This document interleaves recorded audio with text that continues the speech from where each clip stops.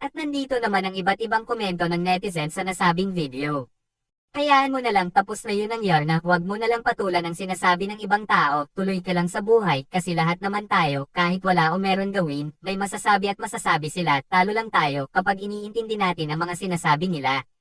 Sinita nga ata sila ni Alan Kay kasi nagbigkas siya ng stomach, pansin ko bandang 38 seconds. Ay ka, lalo daw main love sa kanya si Ryan, Josco, buti sa pikulang ako Nandaya nung bata pa, ay eto Nandaya na, may pera pang napanalunan kagaling ga.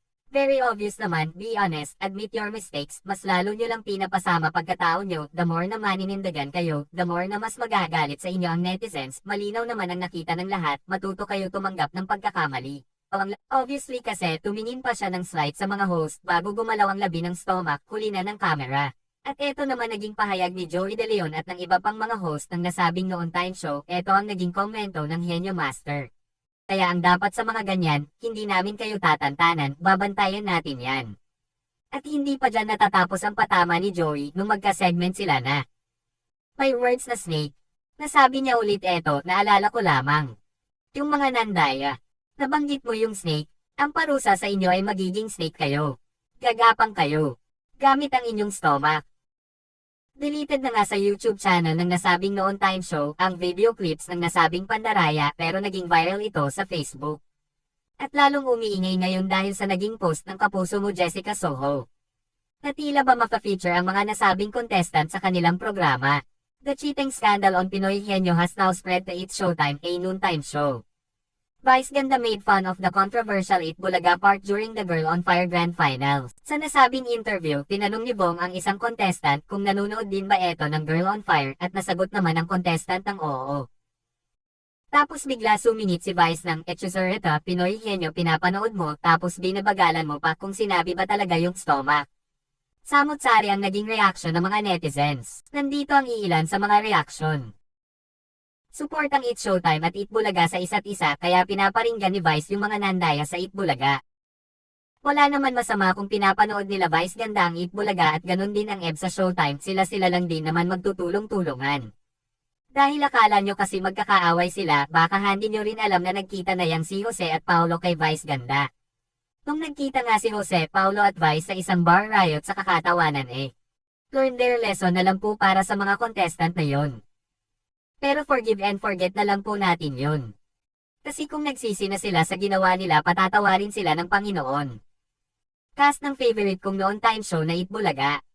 Patawarin nyo na po sila kung sa di sinasadya o sinadya sa nasabing pandaraya nila. Alam ko po malawak pang unawa nyo sa mga kapwa ninyo, thank you mga idol ko sa Eat Bulaga lalo na kila Tito, Vic and Joey. God bless sa lahat. Hindi naman kasi sana sila aabot sa ganyang situation kung malinis ang pagkalaro nila. So they have to face the consequences. Sabihin na natin na lahat nagkakamali oo, pero di kasi talaga maiitatama ang pagkakamali ng isa pang pagkakamali. So for now napapahiya sila, at first place sino ba ang gumawa ng ganon, di ba sila lang din, sila lang mismo ang gumawa ng reason. Para mapahiya sila kasi for sure wala naman nag-utos sa kanila. Desisyon nila ang gumawa ng ganon. And that's it for today's chika guys. I do have a questions for you all. Meron ba kayo opinions? Or meron ba kayo masasabi sa issue na ito? In my own opinion, lesson learned na ang issue na ta. Not just for them but for everyone. Although sobra-sobra na yung pambabash na natatanggap nila, pero wala na, the damage has been done. Mag-ingat na lang sa susunod lalo na sa social media. Dahil sa isang maling hakbang mo lang sobrang dami na ang ipupuna sa inyo ng mga taong nakapalibot sa inyo, ganyan talaga lalo na pag sa social media ka nagkamali. This issue might be the wake-up call for us.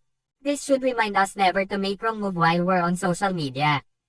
Karamihan din kasi sa netizens. Meron nakita na mali sa naging video nila. This will be my message doon sa dalawang contestant. Stay strong lang sa inyo. Pagsubok lang to ni God para sa inyo. Isipin nyo na lang na bigyan niya kayo ng pagsubok. Na ganito kalaki dahil alam niya na malalampasan nyo. Parang isang bagyo na pagdating ng panahon ay hao pa din. And that's it. Sayonara Mina. If you love our videos don't forget to like and subscribe. Then click the notification bell. Para updated ka sa mga upcoming videos namin. We love you all from the bottom of our hearts. Comment down below. Sa mga gusto magpapa-shoutout.